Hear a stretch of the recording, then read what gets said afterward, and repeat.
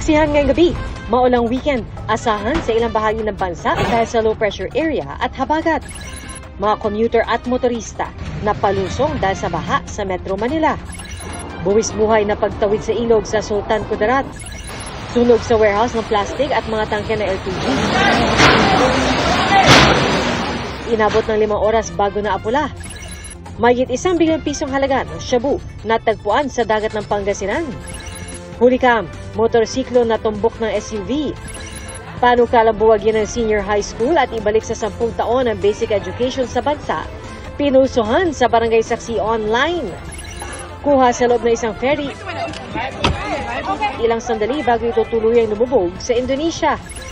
Ang patok na party game na Bring Me pero via CCTV ang anunsyo. Napalbos!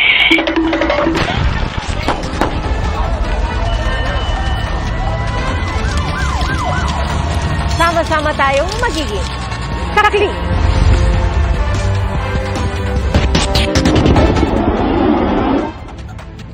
Mahigpit ang kapit habang unti-unting kumagapang sa kable ang lalaking yan para matawid ang ilog sa Senator Ninoy Aquino sa Sultan Kudarat. Ayon sa mga residente, ganito na ang nakasanay nilang gawin tuwing mataas ang tubig at hindi kayang lakarin ang pagtawid sa ilog.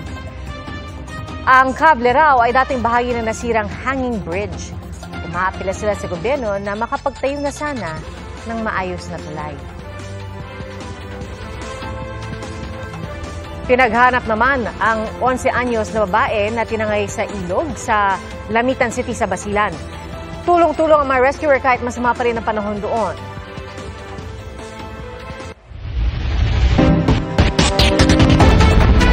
Posible pong magtuloy-tuloy hanggang weekend ang masamang panahon dulot ng habagat at ng low pressure area na binabantayan kung magiging bagyo. Kanina po inulan at binaha ang ilang lugar sa Metro Manila.